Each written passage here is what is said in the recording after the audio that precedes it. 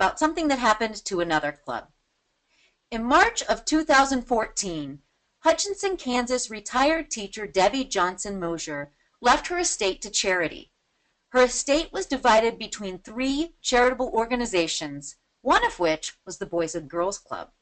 The value of her estate was $2 million.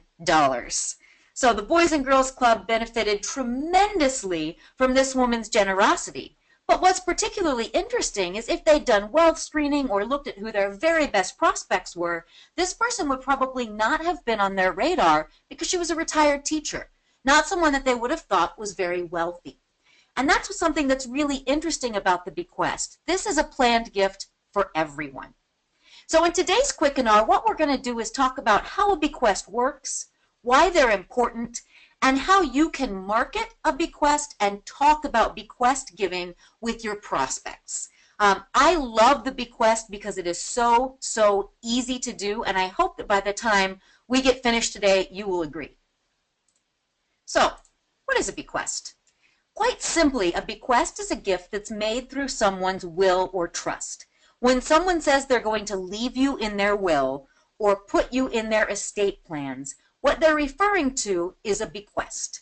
So this is paid upon the donor's death when all of their assets are divided up, and it happens when the donor wishes to benefit a club. So why are bequests so important? According to Giving USA and the Boston College Center on Wealth and Philanthropy, in 2015, bequest giving totaled $31.76 billion. Giving by bequests increased more than 2% over 2014. There was a massive wealth transfer that we're already in the midst of, and over the next 25 years, it will continue.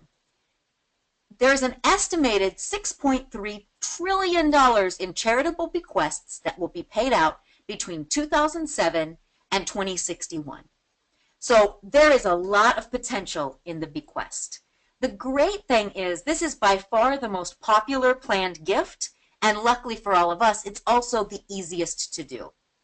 So how does a bequest work? I've attached a document that you'll be able to download after our Quick&R that gives you this sample bequest language.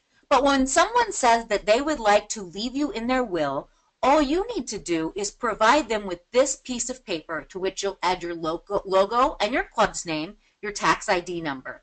And they fill this out and give it to their estate attorney.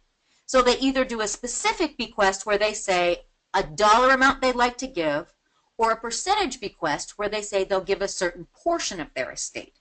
So they might say, I give and bequeath to the Boys and Girls Club $10,000, or I give and bequeath to the Boys and Girls Club 25% of my estate.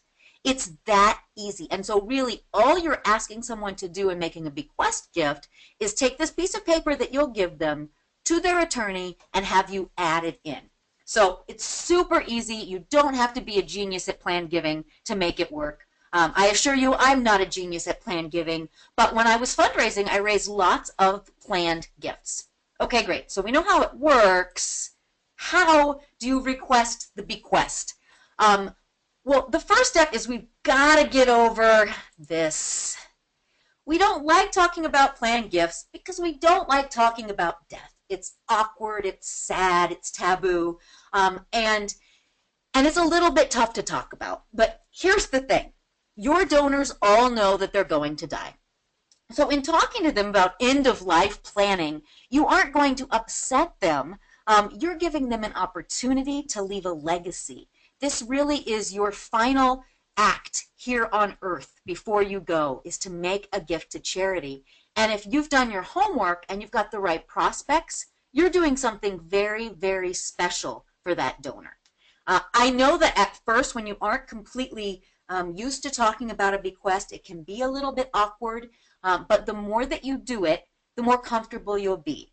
But first, stop thinking about it as death and start thinking about it as legacy or as living forever.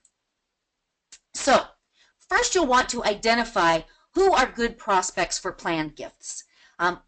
Unlike so many other kinds of prospect identification, this kind of prospect identification does not depend on wealth. As we saw in the example of that gift to Hutchinson, Kansas, that was not a wealthy woman in life. but she had saved up many, many assets. I was just reading an article that came through on the newswire yesterday about a janitor who left $2 million to his alma mater. During his lifetime, I'm sure that no one suspected that he was so wealthy. So here are the predictors of planned giving. Childlessness is a key predictor. So someone who has never had children, particularly in giving to a Boys and Girls Club, because sometimes the club kids are their kids. Or when someone has grown children who have their own money and are able to take care of themselves. People who have living children who are younger are less likely to leave planned gifts, though they most certainly do, but they'll leave a portion of their estate to their kids as well. Age is a predictor. Now, when I first started in major gifts work, we always thought that we should be talking to people who were like 70 or 80 about planned gifts. But by the time someone's 70 or 80, they probably know who they're going to leave in their will. And 40% of people plan their first estate gifts before the age of 55. They start to lay out their will before the age of 55. So the time when people start their first will oftentimes is right after their first child is born. So it may be jumping the gun a little bit to talk to your millennial donors, but once somebody is up to Gen X or beyond, go for it. In terms of pulling together the data that you have at your fingertips, these next 3 data points are really important. The first is loyalty. Loyalty has to do with the number of gifts that someone has given you. And the more gifts they've given you in the past, the more likely they are to want to continue that giving after their lifetime. Next is consistency, which is closely related. This has to do with the number of consecutive gifts. If someone has consistently given to you for 20 years, even if it's $20 a year to your annual campaign, that's someone who is loyal and consistent. And you've been so important to them that they've taken out their checkbook every single year without ever missing a year. They're certainly going to want to continue that giving after their lifetime. So that's something that you can talk to them about. This has been such important work that you've done. You've always found the time to make us a gift. You've been so generous to us. Have you thought about continuing that giving through a plan in your estate? And you'll find a lot of times people haven't thought of it, but when you bring it up, rather than being offended or put off, they're like, wow, what a wonderful idea. Next is recency. If we have someone who has lots of loyalty and consistency but hasn't given to you for like 5 years, it'd be a great idea to get them re-engaged, and then you could start talking to them about making a planned gift. So if they've been giving to you in the recent past, preferably this year, that's a good indicator that they might make a planned gift. People who volunteer for your club are great planned giving prospects. This could be your board member or standard, regular, normal volunteers. And then educational attainment. Higher educational attainment is associated with higher levels of planned giving. So as you're talking to your prospect, listen for cues. I was talking to a club once who actually said that a donor said to them, I'm talking to my estate attorney tomorrow, and just kind of dropped it in a conversation. That person really, really wanted to hear more about planned giving and just wasn't going to bring it up.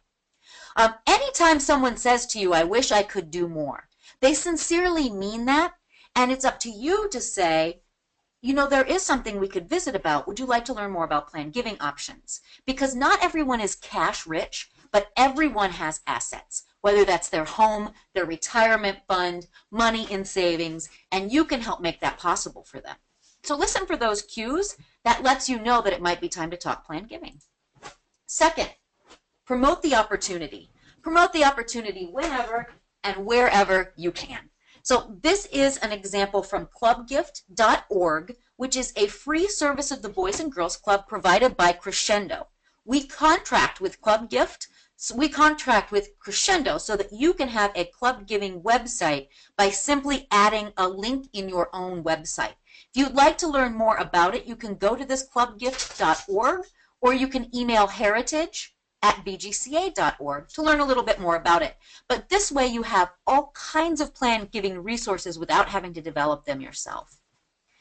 You should have a response vehicle on everything you send out. Every mailing, anything where you're asking for money, include a response vehicle where they can check that they would like to learn about including the club in their estate plans. Really easy. You can promote the opportunity in social media, and here you can see the Boys and Girls Clubs of Central Mississippi did just that. You can promote the opportunity on your website. And the Boys and Girls Clubs of Metro Denver has a great planned giving program. This is just some example of what they did. So you want to talk about the opportunity. You want to really promote the opportunity so that people know that you are in the planned giving business. Now, it's time for the hard part. Really, it's the easy part. This part's really, really fun. Truly remember that when you help someone to make a planned gift, you're changing their life. Imagine how much it would change your outlook on death, knowing that you would continue to live on, that your last act on earth would be something charitable, and that the things that are important to you would continue to exist after your lifetime. It's so moving. It's the best. Okay, conversation starters. I became comfortable talking about planned giving once I learned the phrase, after your lifetime, because it sounds so much better than when you're dead. So these are some of the different phrases that I have used to talk about planned giving. I think that you'll find them comfortable to say. Some people will simply mention their giving club. So you have the Heritage Club. Are you familiar with our Heritage Club? Well, the Heritage Club honors people of forethought who have included the Boys and Girls Clubs in their estate plans. Would you like to learn more? So in that case, you are talking about planned giving without talking about planned giving. Would you be interested in learning how to remember the club in your estate plans? So we can give you a little bit of information. Conversation starters that are comfortable and not a lot of pressure. And if you're trying to decide who you should start having these conversations with, I would suggest your board and your past board members. Those are great prospects for Bequest gifts. And since we know that the Bequest is the most popular and the most frequently used planned gift, this is the place to start. I will tell you that in my whole career of major gifts, I only once worked on a gift that was one of those complicated planned gifts that we're all a little bit scared of, which was a charitable remainder trust. So charitable gift annuities, charitable remainder trusts, all these other things that we worry we have to know about to do planned giving, you really don't. Because the bequest is what most of your planned gifts will be, and because if anyone ever wants to do one of those more complicated kinds of gifts, all you have to do is pick up your phone and call your DOD, call anyone in Resource Development Club Services, call me, and we will help you. We'll come in, we'll meet with that person, no problem. So if someone says, do you have those gifts where I can give you a gift and like get money for life? You just say, we do. Let me call someone at our national office to help you through that. We'll meet with them together. Easy. So just know that we can do it. You don't have to know how. We'd be happy to teach you, but for now, we'll start with these.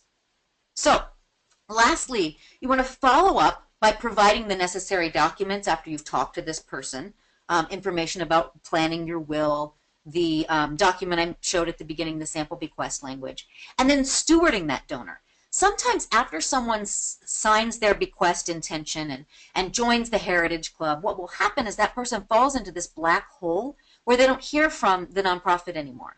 I had a great donor when I was at the club who told me that he wanted to make a planned gift to us and had taken another nonprofit out of his will. So we were ending up getting twice as much as we thought we would because he was upset that after he declared his bequest intention, he never heard from them again. So what's interesting is that signing a bequest intention during your lifetime often is an indicator that that person will start engaging with you more because they're so excited about what's going to happen with their fund or their gift or whatever they're going to do after their lifetime. So don't feel that like they're hands off. You can continue to ask them for gifts and by all means steward the heck out of them. So just know that where there's a will, there's a way. Absolutely, estate giving is a wonderful way for you to expand your major gifts program to get more money for your club, and the bequest is by far the easiest vehicle. I've included some attachments that you can download in the little download panes or the handouts pane on your dashboard. These include a PDF of today's slides, that sample bequest language that I showed you at the beginning of our Quickenar, taking the first step, which shows how to start a planned gift program at your club, the Boys and Girls Club's Will Guide, and then lastly, how to talk with donors about planned gifts, which is a white paper by Target Analytics that I thought was really very good. So I hope that this helps you to feel a little bit more comfortable talking about planned gifts. I strongly encourage you to just reach out and talk to somebody that you think is probably going to be an easy sell, like one of your board members or a really involved volunteer, and just start having those conversations. With that, our webinar is concluded. I thank you all so very much for joining me today and hope that you have a wonderful, wonderful weekend.